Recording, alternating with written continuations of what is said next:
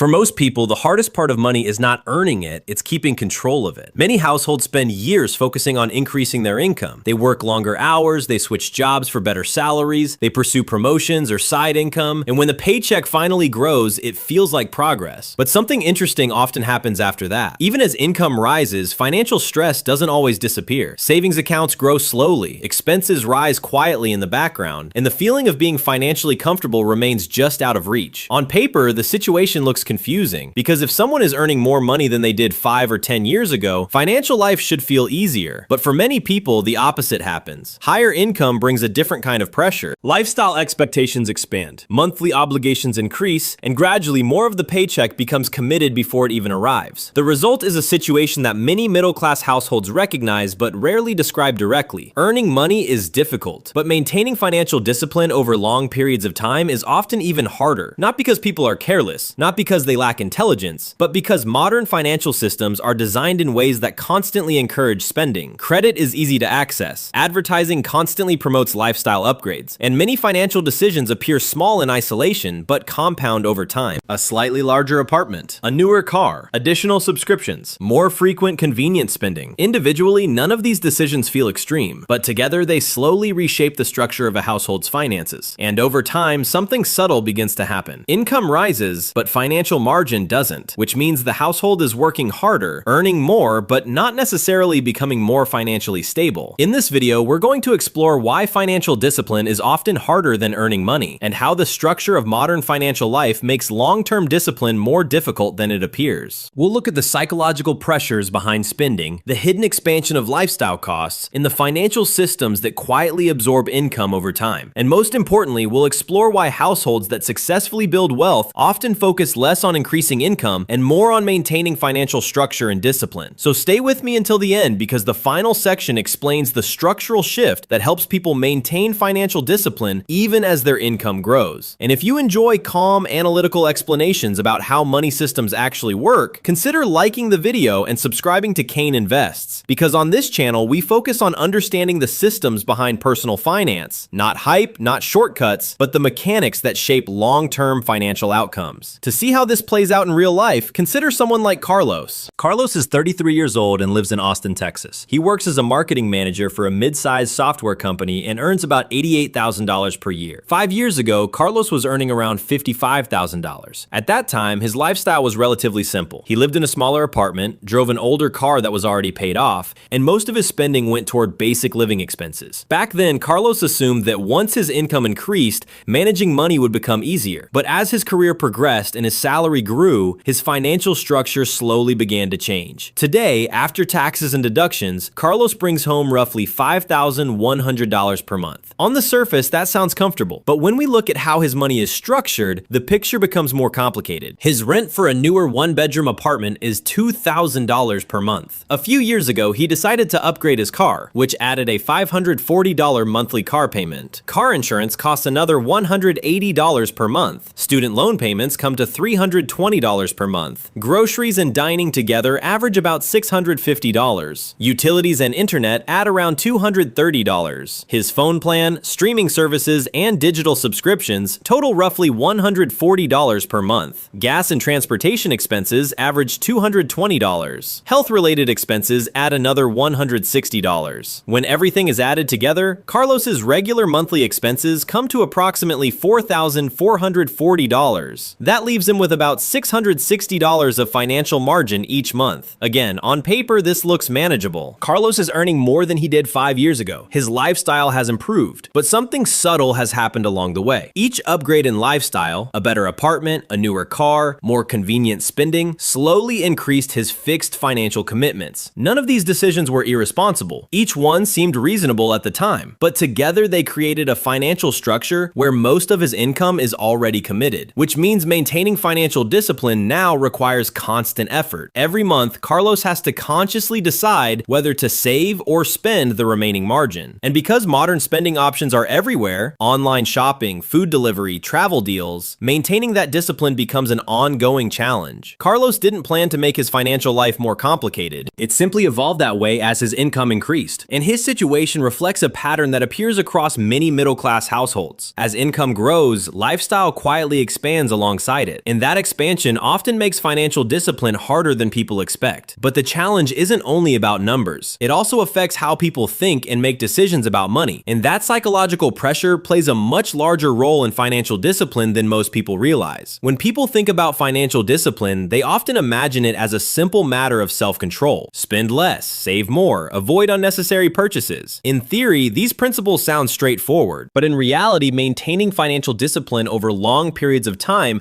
is psychologically demanding because money decisions are rarely made in isolation. They are influenced by environment, social expectations, and constant exposure to opportunities to spend. For someone like Carlos, the challenge doesn't come from one large purchase. It comes from hundreds of small decisions spread throughout the month. Ordering food instead of cooking, upgrading a phone plan, booking a weekend trip, buying convenience instead of saving time. Individually, each decision feels small. A $20 purchase here, a $40 expense there. But behavioral economists have long observed that small, repeated spending decisions can quietly reshape financial outcomes. One important concept in behavioral economics is known as decision fatigue. Every day, people make dozens of small financial choices: where to eat, what to buy, whether something feels worth it. Over time, the mental effort required to constantly manage these choices becomes exhausting. And when decision fatigue sets in, people tend to default toward the easier option, which is usually spending. Modern financial systems make this even easier. Online shopping platforms remove friction from purchases. Subscriptions renew automatically. Digital payments make money feel less tangible than physical cash. As a result, maintaining financial discipline requires constant attention, and constant attention requires mental energy. But mental energy is limited. When people are busy with work, family responsibilities, and everyday life, financial discipline can slowly weaken. This is not a personal failure. It's the natural result of operating inside a financial environment that encourages consumption. And over time, this psychological pressure leads to something economists describe as lifestyle normalization. Once a new level of spending becomes part of everyday life, it stops feeling like an upgrade. It becomes the new normal. The nicer apartment no longer feels luxurious. The newer car simply feels standard. Convenience spending begins to feel necessary. At that point, reducing expenses can feel like moving backward. Even if income is increasing, financial discipline becomes harder because the baseline lifestyle has already expanded, which means the challenge isn't just about avoiding spending. It's about maintaining awareness of how financial structures slowly evolve over time. And this brings us to another important issue, because when discipline becomes difficult, something else quietly disappears: the ability to pursue opportunity. When financial discipline becomes difficult, the consequences are not always immediately visible. Most of the time, people focus on what they did spend, but the more important question is often about what they could have done instead. This is what economists refer to as opportunity cost. Opportunity cost is the value of choices that never happen because resources are already committed somewhere else. For someone like Carlos, the challenge isn't that he spends irresponsibly. The challenge is that his financial structure leaves very little flexibility. His rent, car payment, loans, and regular living expenses already absorb most of his income. So when new opportunities appear, his ability to act is limited. Imagine that a market downturn suddenly creates an opportunity to invest. Stock prices drop significantly. Long-term investors often say this is the best time to buy. But for Carlos, that situation looks very different. His monthly margin is only a few $100s, and his savings exist primarily to protect him from emergencies. Using that money to invest during uncertain times could feel risky. So instead of buying assets when prices are lower, Carlos simply continues his normal routine and waits for markets to recover. The opportunity passes. This pattern appears in many areas of life. A promising business idea might require temporary financial risk. Moving to a new city for a better job might require savings during the transition period. Investing during economic downturns often requires capital when others are fearful. But all of these decisions depend on one thing: financial flexibility. And financial flexibility depends heavily on discipline. Households that consistently maintain financial margin gradually build liquidity. Liquidity allows them to respond when opportunities appear. Households that allow lifestyle costs to expand often lose that flexibility. Their income may be higher, but their options become narrower. Over time, this difference compounds. One household uses margin to invest, relocate, negotiate, or take strategic risks. The other household focuses primarily on maintaining stability. Both groups may work equally hard. Both may earn similar incomes, but their financial systems allow very different choices. And when opportunity repeatedly favors those with flexibility, wealth begins to accumulate unevenly. But there is another challenge hidden inside this system, because when financial discipline weakens and margins become thin, small disruptions can quickly quickly turn into larger financial problems. And that is where financial fragility begins to appear. When financial discipline weakens over time, the effects are not always visible during normal periods. Income continues to arrive, bills are paid, life moves forward. From the outside, everything appears stable, but beneath that stability, something important may be changing. The financial system becomes more fragile. Fragility in personal finance means that small disruptions can cause disproportionately large problems. And modern financial life contains many small disruptions: a car repair, a medical bill, a temporary reduction in work hours, an insurance deductible, an unexpected family expense. Individually, none of these events are catastrophic, but when financial margins are small, each disruption begins to put pressure on the system. Let's return to Carlos. At the moment, his financial margin is about $660 per month. That margin is what allows him to save, invest, or absorb unexpected expenses. Now imagine that his car suddenly needs a repair costing $1,200. Carlos could cover part of that using savings, but doing so would significantly reduce his emergency buffer. Instead, he might choose to place a portion of the expense on a credit card. At first, this seems like a practical solution, but it also introduces a new monthly payment, perhaps $80 or $100 per month depending on the repayment plan. That additional payment slightly reduces his financial margin going forward. Now imagine that several months later, his rent increases by $150 when his lease renews. Again, this may not seem dramatic, but the combined effect begins to compress his financial flexibility. What used to be $660 of monthly margin may gradually shrink to $400, then $300. And this is where financial fragility begins to show itself. When margins become smaller, each new disruption has a larger impact. Credit balances slowly grow. Savings may stop increasing. Investment contributions might pause temporarily. From the outside, the household still appears financially stable, but the underlying system is becoming more rigid. Economists sometimes describe this process as margin compression. When fixed costs gradually expand, the system loses its ability to absorb volatility, which means even responsible households can begin to feel constant financial pressure, not because they made a single catastrophic mistake, but because the financial structure slowly evolved into something fragile. And this fragility makes maintaining discipline even harder, because once financial pressure increases, people often shift into short-term survival thinking. Saving becomes difficult, long-term planning feels less urgent, and wealth-building decisions are postponed. But this is exactly the point where financial systems either stabilize or continue drifting toward fragility, which brings us to the final part of this discussion. Because the solution to this problem is not extreme budgeting or unrealistic discipline,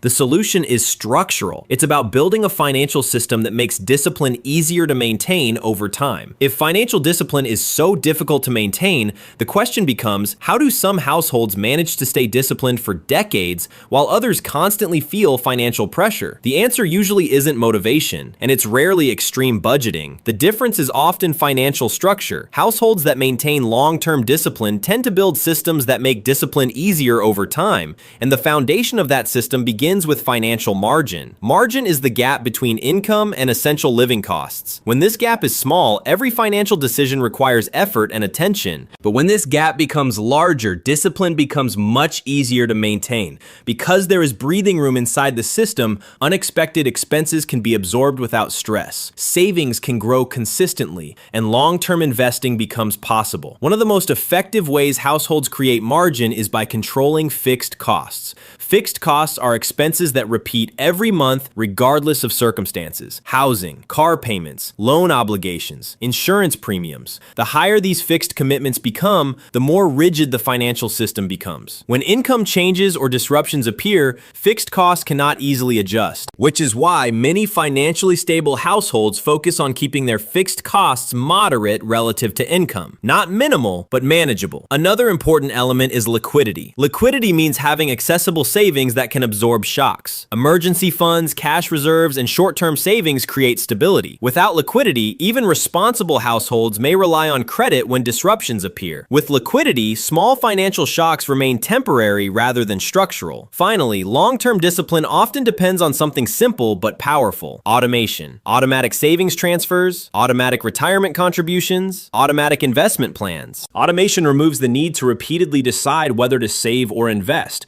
Instead of relying on constant willpower, the system quietly builds wealth in the background. Over time, these structural decisions compound. A household that maintains margin builds liquidity. Liquidity creates stability. Stability allows long-term investing, and long-term investing gradually builds wealth. wealth, not through dramatic financial moves, but through consistent systems that operate quietly over many years. Which brings us back to the core idea of this video. Earning money is difficult, but maintaining financial discipline is often harder. Not because people lack effort or intelligence, but because modern financial systems constantly encourage spending while discipline requires structure. Households that recognize this dynamic often shift their focus. Instead of constantly chasing higher income, they focus on building financial systems that protect margin, preserve liquidity, and automate long-term discipline. And once that structure is in place, wealth building becomes less about constant effort and more about stability over time. If you found this breakdown helpful and you enjoy calm, analytical explanations about how financial systems actually work, consider liking the video and subscribe to Kane Invests, where we explore the structures behind money, behavior, and long-term financial stability. Because understanding the system behind personal finance is often the first step toward changing it.